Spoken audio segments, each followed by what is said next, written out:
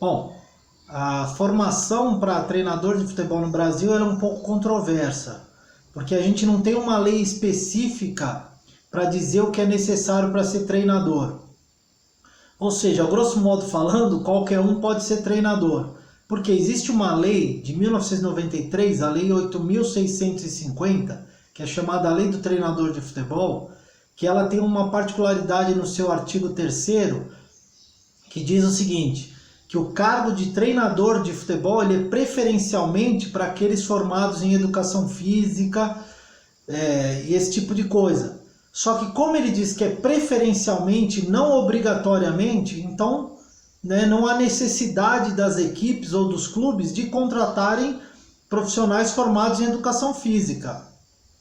E mesmo com a criação do Conselho Federal de Educação Física, que exige a formação, a carteira dos conselhos regionais, muitos sindicatos de treinadores conseguiram liminares para que ex-atletas ou pessoas não formadas pudessem exercer a profissão. Então hoje no Brasil, a gente ainda não tem uma legislação que regulamenta a profissão.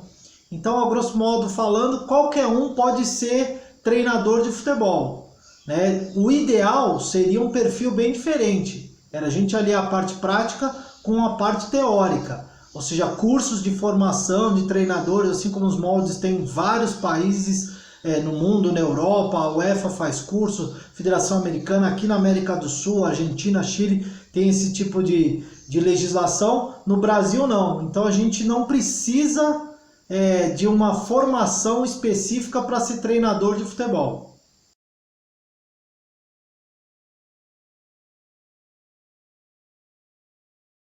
A formação no Brasil ela está bem defasada com relação ao exterior, vamos dizer, pelo menos nos principais países. A gente, como não tem essa legislação que obriga um curso específico, a gente tem uma formação muito ampla no Brasil, mas ao mesmo tempo bem defasada. Por quê? Porque não existe cursos específicos, regulamentados, que seguem uma norma, que seguem um planejamento. Nós temos cursos aqui e ali, a CBF tem os seus cursos que tenta aproximar da formação como é na Europa, mas ainda não é igual. Então a gente está um pouco defasado, porque nós não temos uma regulamentação desses cursos. Então o que o treinador tem que estudar, quanto tempo ele tem que estudar, depois se ele tem que estagiar em determinada categoria ou não, para ele ter uma licença de treinador. Então a gente ainda tem uma formação bem defasada com relação aos principais mercados, não só na Europa, em outros países até da América do Sul.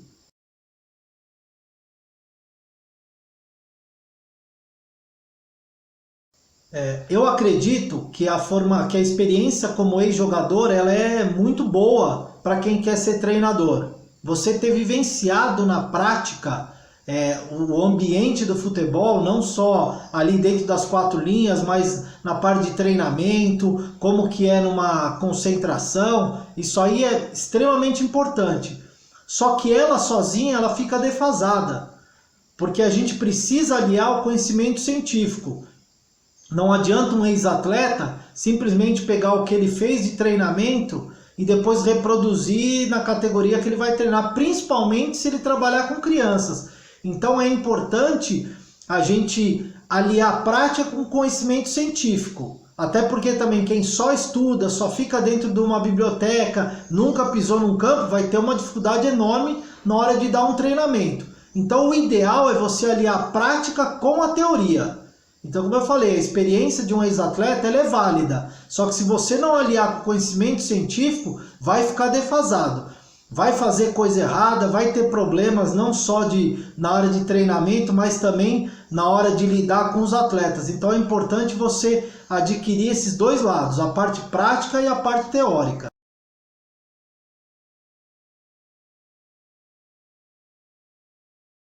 Infelizmente, esse é um ponto que ainda é bem controverso no Brasil. Ainda se valoriza muito os ex-atletas. Nada contra ex-atletas, mas contra as pessoas que não se qualificam. Então, assim, muitos clubes ainda valorizam mais o caráter da pessoa ter jogado profissional do que o conhecimento que ela tem de futebol. Então, parece que que a parte prática ela é o balizador para você ser um bom treinador ou não. Então, como eu falei anteriormente, eu acredito que você deve aliar a prática com a teoria. Então, assim, o mercado ainda tem pequenas mudanças, algumas mudanças positivas, claro, mas o mercado ainda valoriza muito o ex-atleta, principalmente nas equipes profissionais. Nas categorias de base a gente já tá vendo alguma mudança aí positiva, mas ainda se valoriza muito. Mesmo que esse ex-atleta não tenha o conhecimento científico, não se qualifique ou se qualifique muito pouco, porque também não adianta o atleta para de jogar, faz um curso aí de uma semana e acha que nesse curso de uma semana ele vai aprender tudo sobre treinamento. Entendeu? Isso é uma coisa que demora anos e anos de estudo, de conhecimento, de vivência. Então o importante é a gente valorizar esses dois lados. Mas ainda o mercado valoriza um pouco mais o ex-atleta do que aquele que vem de uma graduação, por exemplo.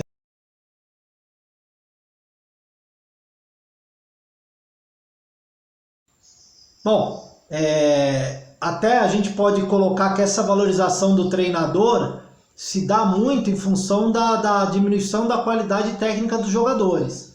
Antigamente, como a qualidade técnica dos jogadores era muito grande, os treinadores acabavam ficando um pouco de lado.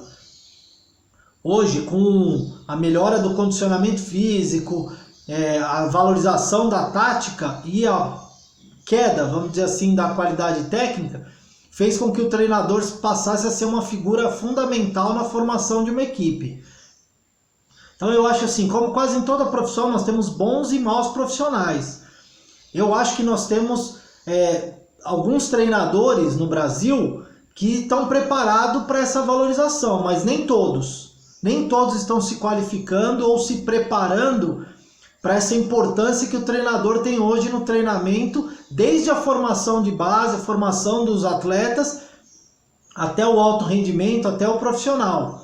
Então eu acho que nós temos que valorizar um pouco mais ou preparar melhor esses profissionais. Eu acho que assim, em termos de quantidade, a gente não está preparado ainda, ou os treinadores, de um modo geral, não estão preparados ainda para essa grande valorização, essa grande importância. Então, como eu falei, tem bons profissionais, mas eu acho que a quantidade ainda é pequena, perto do tamanho do mercado, tamanho das oportunidades que nós temos no Brasil.